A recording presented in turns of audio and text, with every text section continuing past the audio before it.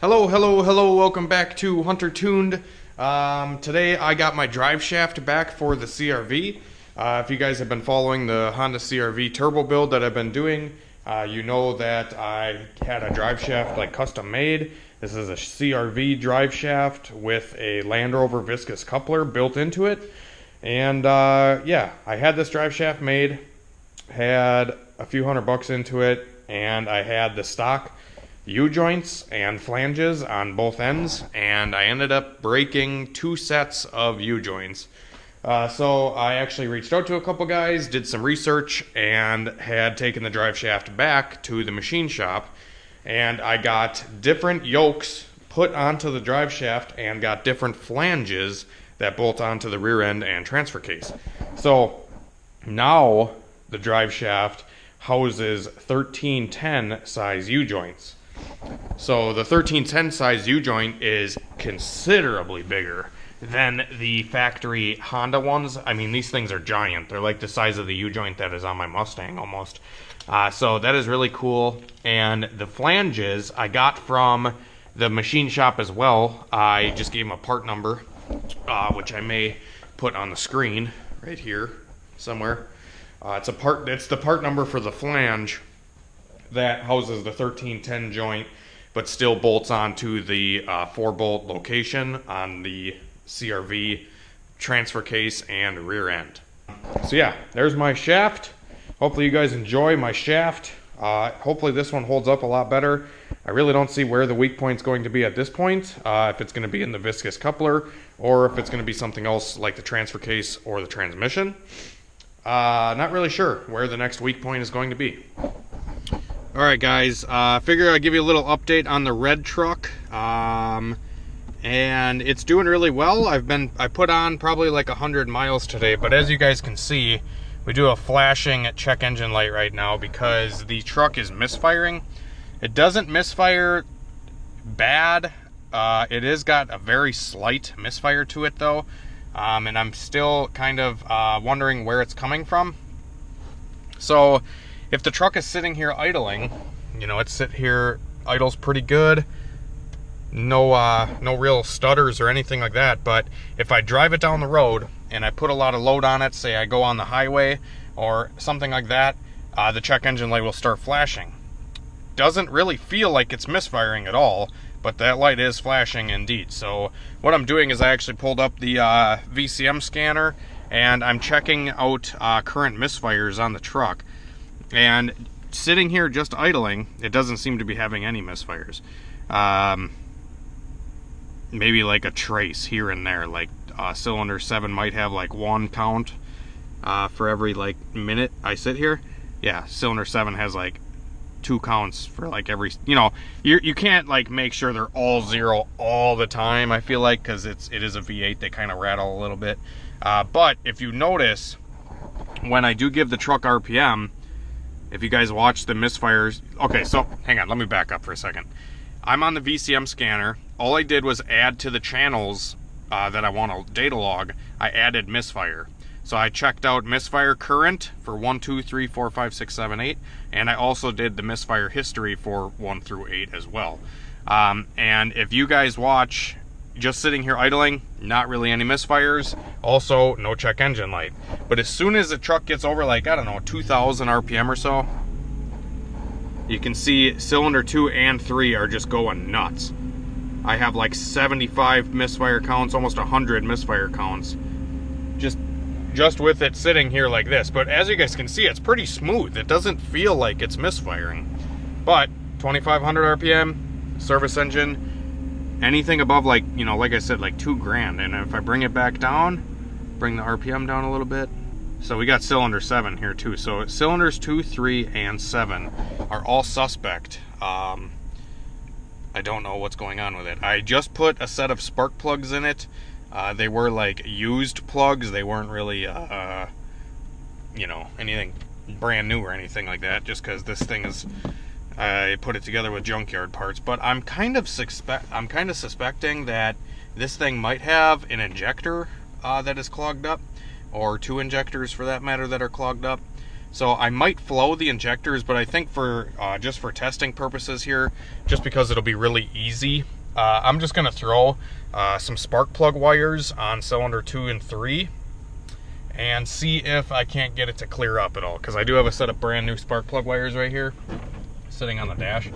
And I think just try to swap the plug wires out, because like I said, I already did the plugs.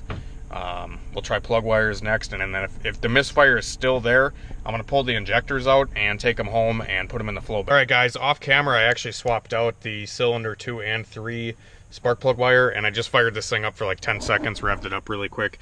And as you can see, cylinder 2 and 3 are still misfiring pretty good. So I could try to swap the coils, but I really don't think it's coil or anything like that. I do think it might be an injector issue, because it's RPM based, and the higher the RPM goes, it's like the injector is like dirty or something, so it's not flowing enough fuel in those cylinders. At least that's what I think it is. I could try to swap the coil, like I said. I don't know what I'm going to do yet. Maybe I'll throw some coils on it quick, because I have a few extra sets laying around. So I'm going to try new coils, and if the new coils doesn't do it, then we know for sure that it is something else like fuel injectors causing the misfire. So I already put plugs in it, like I was saying, and I already did the wires. The wires are brand new. The coil packs are brand new. That's why I don't think it's coil packs, but you never know. New could mean never ever worked. Alright guys, I actually just pulled all the fuel injectors out of the truck here, and just 2 bolts on each side for the fuel rails, pulled them up, and I'm going to take the injectors back to my house and flow them to see if we can see any differences in the injectors. See if the flow is different in any of them, or if any of them have a really crappy spray pattern or something like that. Yeah, so anyways, I'm going to run back home. But since I was here, I wanted to try out this signal booster that this guy sent me. A guy on Instagram actually sent me in this signal booster for cell phone signal boosting. Yeah. This thing looks like it's really old, but dude, it works super good.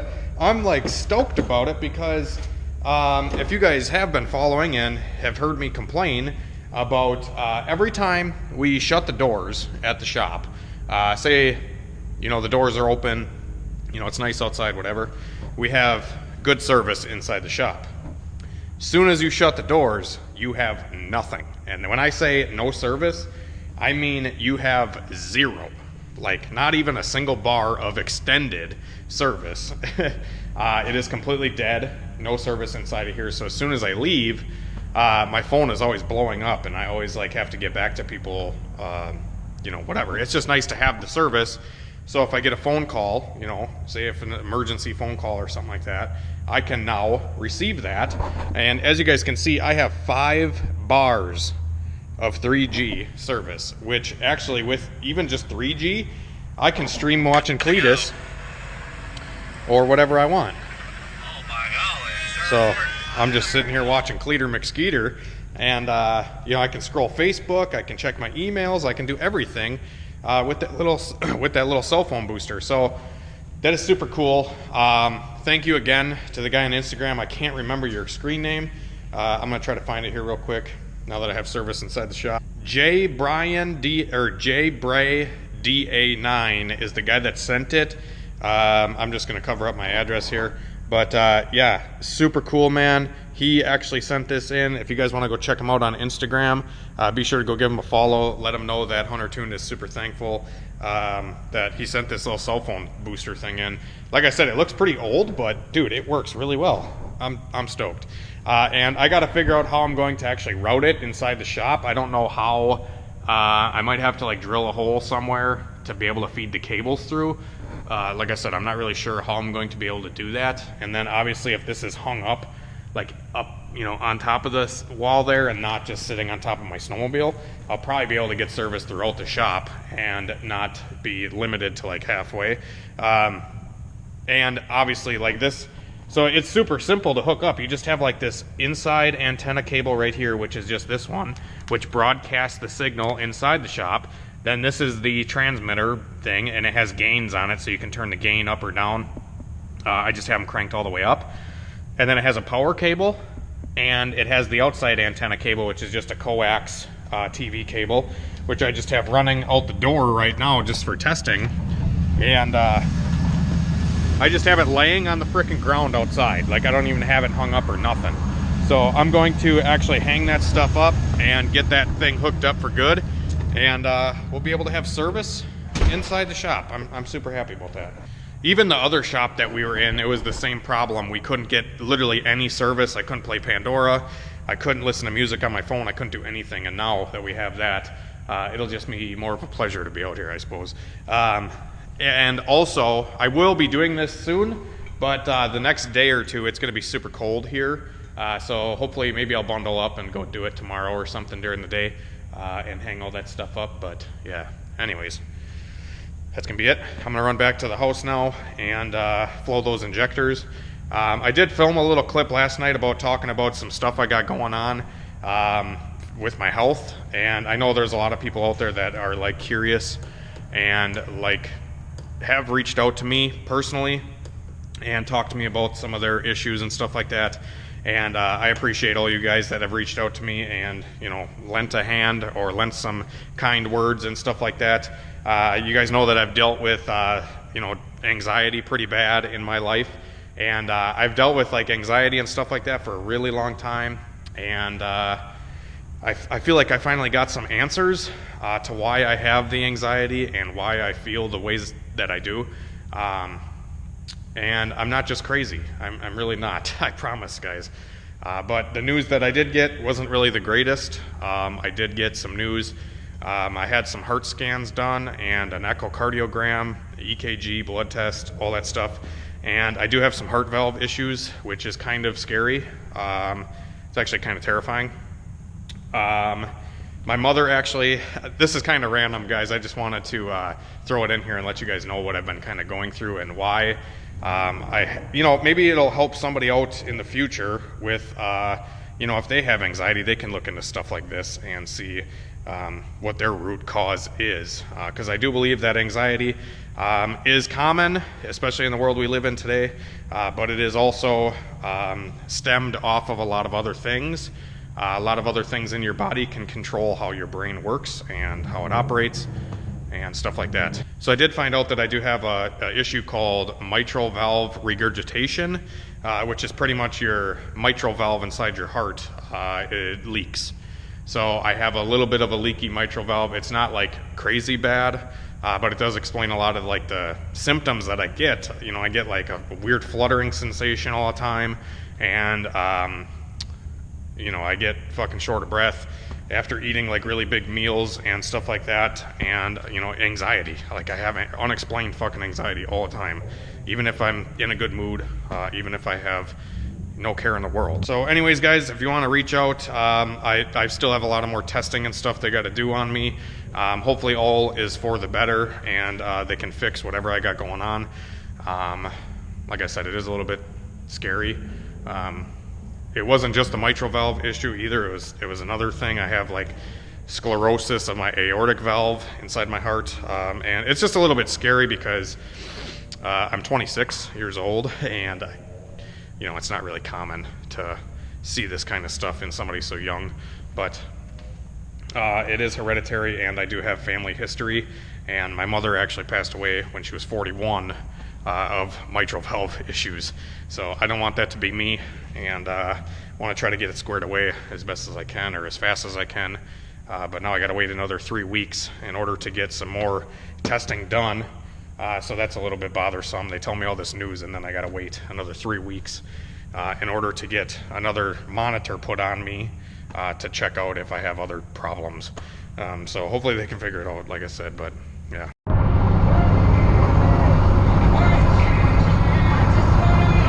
Man, I can't really get rid of this truck, guys. I honestly love it so much. I don't know. I keep going on these dilemmas. If I sell this one, do I keep the other one? Do I sell that one? Do I keep this one? Who knows what I'm doing? But we do got a set of injectors now that are good to go, and we're going to go back to the shop and throw them in and see how the truck runs after that. Alright guys, I'm actually back at the shop now, and I swapped out the injectors for the ones that I tested and are guaranteed good. They're an OEM GM injector. They're not like a Chinese remake. The ones that were in here were Chinese remake injectors. They still flowed even, but the spray pattern didn't look the same as like the GM stuff. So I figured maybe I'll try just putting GM injectors in it, and I did. And the problem still persists. Cylinder 2 and 3 are both getting misfires. Cylinder 3 more so than 2. So I'm still chasing the misfire on cylinder 3. I actually just took the coil from cylinder number 3 and I swapped it with number 7 and put number 7 on number 3, and same thing. 2 and 3 are still misfiring. 3 more so than 2. So I tried a different wire. I haven't tried a new plug in that hole yet, but I think I'm going to call it for tonight. I did put new plugs in this. They were just like auto lights that I had fucking laying around. They weren't new, but they were better than the ones that were in here. I hate auto light spark plugs. So I think, honestly, I'm going to not overcomplicate this. I'm hoping it's just a spark plug issue or something like that. I run NGKs in everything because I have really weird issues like these that come about, especially with like auto light spark plugs, because I don't know, GM vehicles don't like auto lights. I feel like GM and Honda both like NGK. Ford's like auto lights, or Champion, or Motorcraft. But yeah, I think GM stuff deserves an NGK plug. At least I hope that's what it is. I have no idea what else it could be. I took the valve... My fucking voice is running away from me. I took the valve cover off, and I checked to make sure that all the rockers were moving, and all the rockers were tight, which they were. Sometimes if you got a loose rocker arm, it will cause a misfire. So I just double checked that. That's all good. It doesn't misfire all the time, so I don't think it's a compression issue. I do think it's a weird spark issue or something like that. So I think maybe just put a damn set of NGK plugs in this thing, and I bet you it runs fine. We'll see. I'll probably catch up with you guys tomorrow. That's going to be it for this video. Hopefully you enjoyed. Yeah, thanks for watching, and I got a surprise coming tomorrow, so hopefully you guys are subscribed and are staying tuned, because I have a truck I'm going to get tomorrow, which is a little bit more exciting than this one. At least I think so. Maybe not. The four-wheel drive stuff's cool. I got another fun build coming tomorrow. I picked it up from the auction, so it should be interesting. Have a great night and a better tomorrow. We'll see you later.